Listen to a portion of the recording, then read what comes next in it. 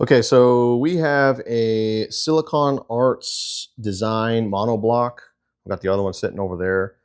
Um, this is a high-end esoteric hi-fi audiophile, whatever you want to call it, monoblock amplifier.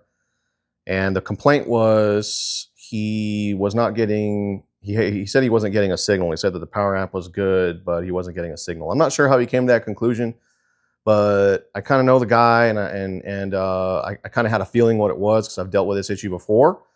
And so what I actually found was, so there's two Burr-Brown chips. There's a DIP 8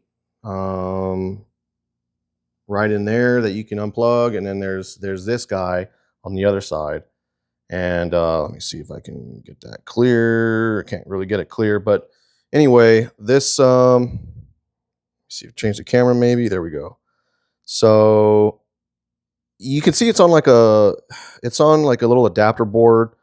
It's like a miniature DIP 8 that's like a SMT type form factor, but it's actually on this type of adapter board, and it actually plugs in right there.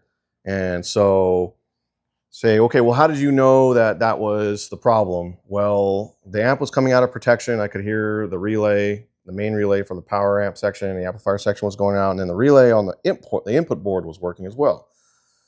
So I was like, okay, and I started checking voltages on this on this with the chip installed, and you could see where the signal was coming in on the scope. I have a signal generator. I was injecting a signal. You could see while the amp was on, you could see the signal coming in. I think it was pin 3, but it wasn't going anywhere else. So I was like, okay. So I yanked it and I started measuring. Voltages on the actual where it plugs into, little adapter, and it was getting the power where it was. It wasn't anything crazy looking. It was all where it was supposed to be on the pins as far as the voltages to the pin or to the chip.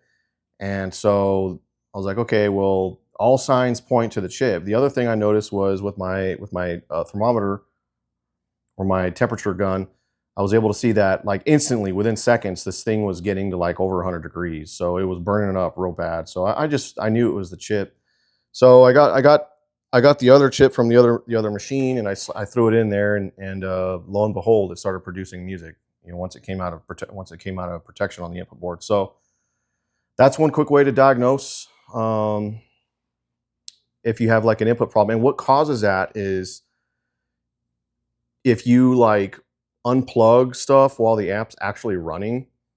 That's what causes that. So like, let's say you feel real confident. I don't need this right here. You feel real confident. The amp's on. You just want to swap another preamp or something. You unplug this, and you plug it in while it's running. Well, that causes like a voltage spike, and it's not good. It blows up chips. I've experienced it myself on a Sonance,